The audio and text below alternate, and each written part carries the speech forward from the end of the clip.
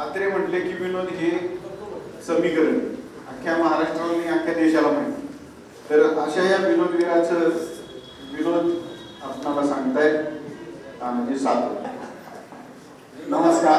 नसतात थोडक्यात एक पूर्वी प्रगती ग्रंथालय म्हणून एक चळवळ चालवत होतो आणि त्या माध्यमातून व्हिडिओ उपक्रम करायचो.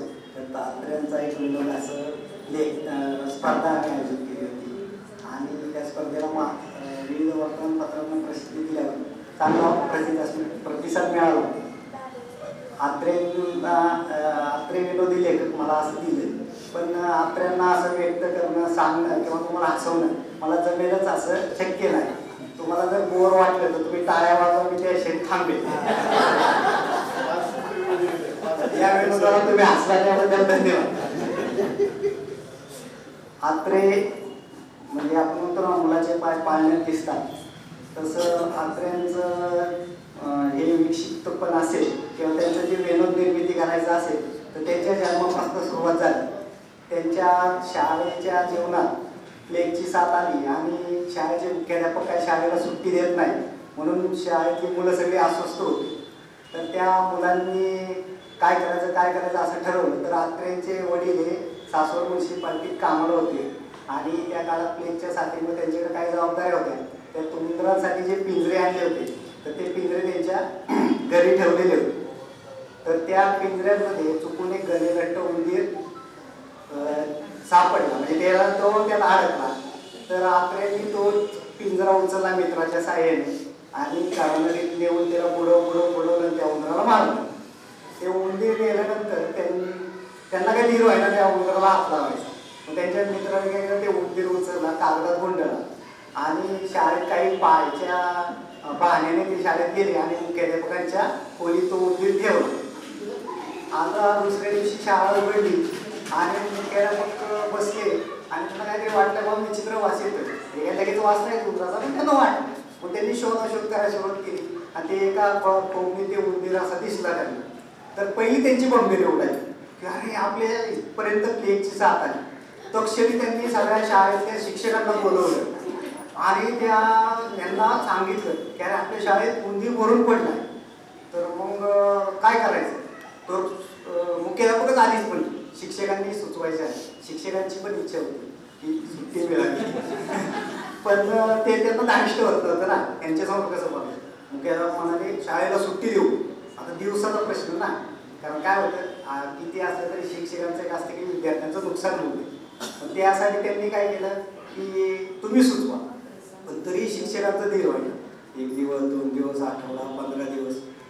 मग मुख्याध्यापक म्हणाले की आता सगळीकडे साथ आहे आणि ती आटोक्यात येण्यासाठी आपण महिनाभर शाळेला सुट्टी देऊ. शिक्षकांनी हुश्य केलं आणि ते जाऊन बाहेरचा आहे म्हणून सांगणार. त्या आधीच विद्यार्थी खिडकीच्या बाहेर येऊन थांबले. त्यांना माहित होतं ना की असं काहीतरी घडणार म्हणून ते शाळेच्या बाहेर येऊन थांबलेले त्या खिडकीच्या बाहेर. आणि त्यांनी पाहिलं की मुख्याध्यापकांनी 1 महिन्याची सुट्टी घोषित केली. त्यांनी हुर्रे केला असं. तर ते मुख्याध्यापक चिडले. मला अरे आपण एक गंभीर विषय म्हणून यांना सुट्टी देतोय. तर ते थांबले आणि म्हणाले की मला वाटते जास्त दिवस सुट्टी होती. मग एकदम शांतता झाली आणि मग त्यांनी सांगितलं की आपण नगरपालिकेच्या लोकांना बोलू, शाळेत काय फवारणी वगैरे असेल ते करू आणि 1 महिन्याभर सुट्टी राहील. मग सगळे शांततेत घरी येते. म्हणजे एवढे त्यांच्यात विनोदाची येऊ. दुसरी गोष्ट अशी की आत्रे ज्यावेळेस नदीवर पोहायला आणि त्यांनी एका मित्राला वाचवलं. तर आता चांगली गोष्ट आहे ना, त्यांनी जे हे केलं. तर त्या मित्राला घरी नेलं त्यांनी. तर मित्राच्या आई त्यांना काय म्हणजे अरे त्या डॉक्टरची टोपी दिली, म्हणजे इथपर्यंत होतं असं. आणि आता आत्रे ज्यावेळेस हे गेले पुण्यात, तर आपली रिक्षा आता पुण्याची प्रसिद्ध आहे. पूर्वी टांगेवाले होते. तर टांगेवाल्यांविषयी यात्रेने लिहिलं एका ठिकाणी असं की रस्त्यावर मोटरमध्ये किंवा सायकलवर चालणारा व्यक्ती सोडून जे व्यक्ती चालत असतात रोडनी, तर त्यांना सगळ्यांना टांगा आवश्यक आहे असं टांगेवाल्यांना वाटायचं. मग टांगेवाले प्रत्येकाला अडवून विचारायचे टांगा हवाय का. तर इथपर्यंत त्या टांगेवाल्याची मजल की अगदी श्राद्धाचे पिंड नदीवर टाकायला जाणाऱ्या एका सवळ्या भटजीला व पंताच्या कपड्याचे ओझे पाठीवर घेऊन जाणाऱ्या बैलाला सुद्धा त्यांनी टांगा हवा का असं विचारलं. म्हणजे आत्रेचं म्हणजे निरीक्षण शक्ती पण चांगली होती आणि त्यांनी पाहिलं असं विविध हे. तर आत्रे वेगवेगळ्या धार्मिक कार्यक्रमाला उपस्थित राहायचे आणि हे विडंबन काव्य त्यांनी लिहिलं. तर त्या धार्मिक कार्यक्रमाला उपस्थित राहायचे आणि तिथं जे कविता वगैरे काय ते व्हायचं भारुड वगैरे, तर त्यातनं त्यांना प्रेरणा सुचली. तर त्यात काय होतं की भवानी आई रोडगाव आहे तुला नर्मदे ननंदेचं कार्ट किरकिर करत खरूज होऊ दे त्याला. म्हणजे विडंबन सुचण्याचं त्यांना त्या कविता किंवा त्या ह्याच्यातनं सुचलं आणि मोठं विडंबन काल आपण महाराष्ट्रात पाहतो. दुसरं असं की आत्रे विनोदी लेखक कसे झाले किंवा त्यांना शाळेत होते ते भावे स्कूलमध्ये. तर त्यावेळेस काय ते म्हणाले की मी जर निळुंगी स्कूलमध्ये शिकलो असतो तर प्राध्यापक झालो असतो, पण केवळ भावे स्कूलमध्ये प्रवेश घेतला म्हणून आपण विनोदी लेखक झालो. भावे स्कूल सुद्धा या आपल्या संस्थेची शाळा आहे. तर आत्रेंनी केवळ विडंबनात भाषण नाही केलं तर त्यांची एक प्रेम कहाणीवर पण त्यांनी लिहिलं की एमी म्हणून त्यांच्या बोलक्याची मुलगी होती, तिचं अल्पवयात लग्न झालं आणि ती दुसऱ्या पेठेत राहत.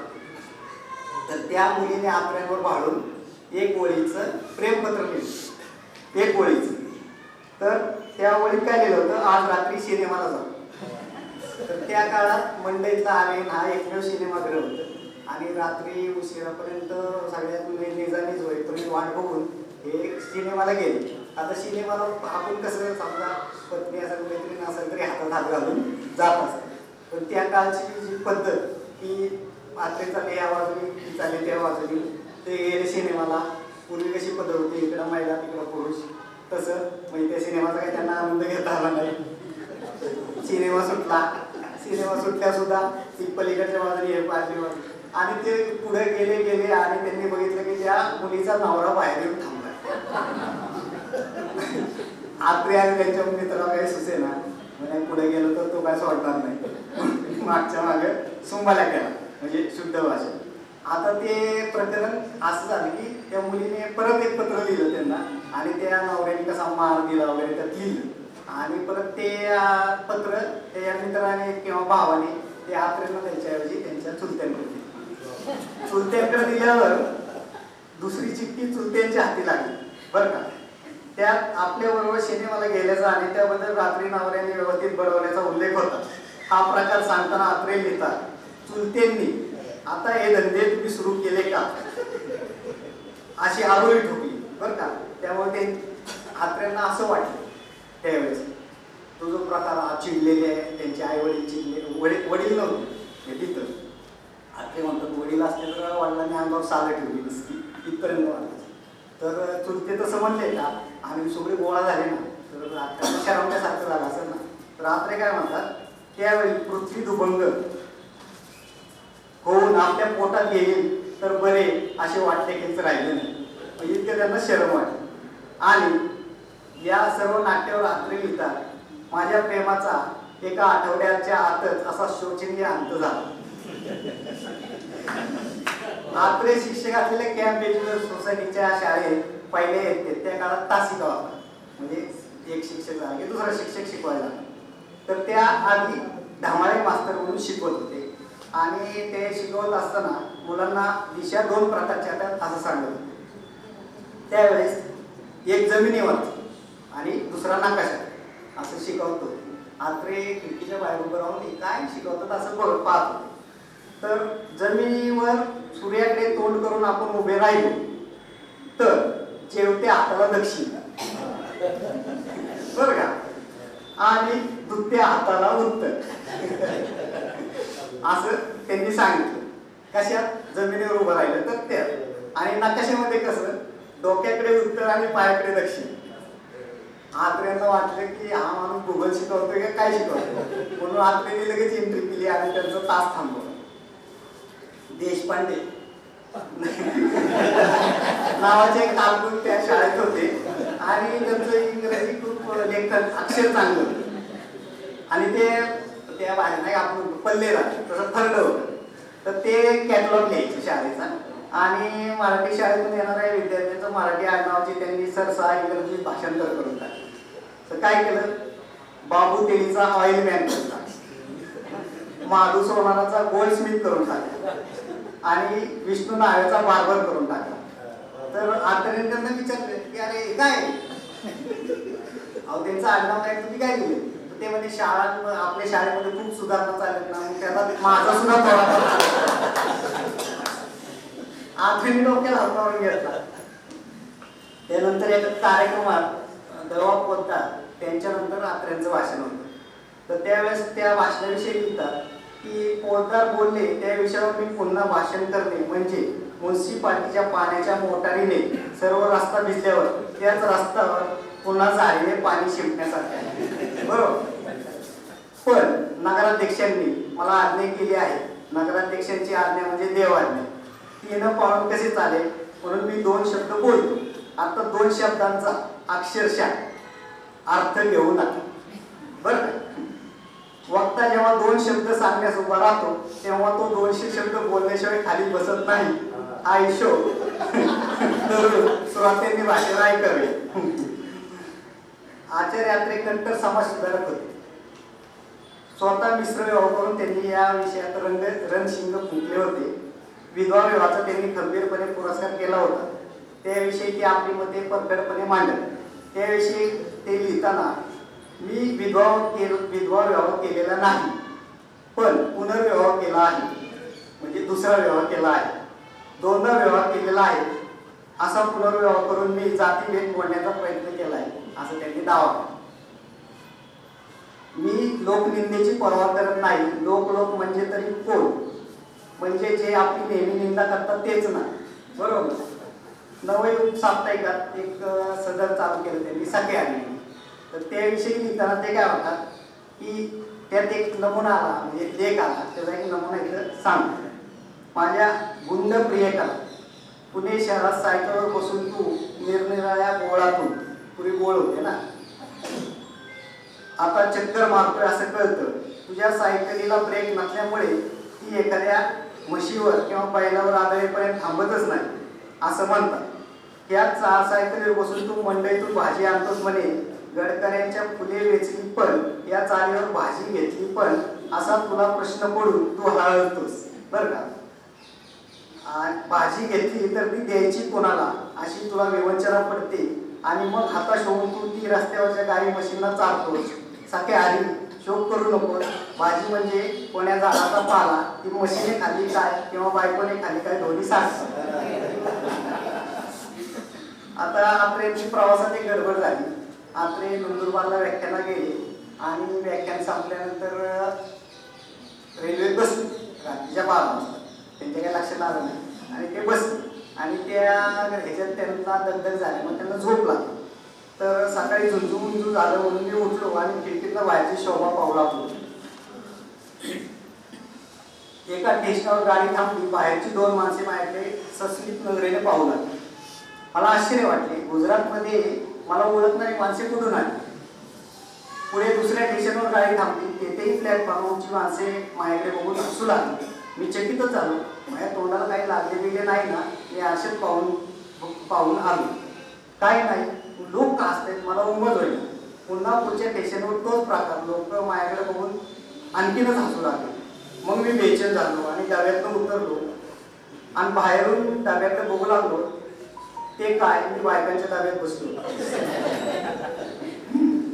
इंग्रजी शाळेत शिक्षक असणाऱ्या आत्रेंनी 4 चाकी गाडी घेतली आणि त्याविषयी आत्रे सांगतात की महिना 100 रुपये मिळवणाऱ्या माझ्यासारख्या शिक्षकाला मोटार कशी विकत घेता आली याचे माझ्या हितचिंतकांना भयंकर कोडे पडले होते. पण मला तसे तोंडावर विचारायची कोणाची हिंमत नव्हती. जो तो आंबट चेहरा करून माझ्या गाडीचे कौतुक करी. एक जण मला म्हणाला, काय हो तुम्ही मोटर विकत घेतली त्यापेक्षा एखादे घर का विकत घेतले नाही. तेव्हा मी म्हणालो, घरामध्ये बसून त्यांना वाजवत गावावर ते फिरवता येत नाही. तेव्हा तो म्हणाला, काय पोरकटपणा हो, तुम्ही मोटारीचा कारणा वाजवत गावभर फिरण्यात काय आनंद आहे. मी त्याला म्हणालो, तुम्हाला माहित नाही, केवळ मोटारीत बसण्यापेक्षा आपण मोटारीत असल्यामुळे दुसऱ्याला जे वाईट वाटते ते मोटारीत मोटर इथून बघण्यात जास्त आनंद आहे. तो आनंद आपल्याला घराच्या गॅलरीत उभे राहून मिळणार नाही. त्रिलोकात मुक्तपणे फिरणाऱ्या नारद मुनींनी अचानक एका गुत्त्यात प्रवेश करावा आणि त्याची थोरवी जाणून गुत्त्यातील मंडळींनी त्यांच्याकडे धाव घ्यायची. यात नवल ते काय, पण नवल घडत ते आचार्य आत्रे यांनी त्यांच्या कथेला दिलेल्या कल्पक काळात. बाकी पहिल्यापासून नारद मुनीमध्ये अजय वल्ली नाहीतर काय पुराणात काय त्यांच्या चार्गटपणाचे कमी दाखले आहेत का, पण त्यांच्या विक्षिप्तपणाची बदल येतपर्यंत जाईल याची मात्र कोणाला कल्पना नव्हती. कैलासावरून निघताना भांगेचा डोस तर त्यांना जादा झाला नसेल ना, अशी देखील काहींना शंका आल्यापासून राहिली नाही. शक्य आहे कोणीतरी फुटफुटले त्या टुंगी भुंगांपैकीच कोणीतरी एकाने बहुत कुचल्याची बीव उघळून त्या भांगेत घातली असावी. त्याशिवाय काही इफेक्ट टिकायचा नाही. त्यात आली अगदी बरोबर ओळखलं. त्यांच्या शेजारचा माणूस हाताचा पंजा अर्धवट पुढे करून म्हणाला, अहो स्वर्ग म्हणजे कमी लांब आहे का? एवढा छटाक एवढा घेतला तर चतुर्शिंगेपर्यंत टिकत नाही. स्वर्ग म्हटला म्हणजे काही झाले तरी 5-10 हजार मैल असेल की नाही. 5-10 काही नसेल पण 5-1 मैल असावं. पहिला माणूस डोळे किलकिल करून गंभीर चेहऱ्याने आवाळाच्या दिशेने निष्काळजीपणे हात उघडीत म्हणाला, तरी काय झाले की वाटचाल केल्यानंतर दमलेल्या माणसाला ताडी घ्यायची इच्छा होऊ नये तर काय ताकाची फुलकावणी जाऊन घ्यावी असं ते म्हणतात. ब्रँडीची बाटली त्यांनी नाटक लिहिलं आणि तर ते तेवढ्यासाठी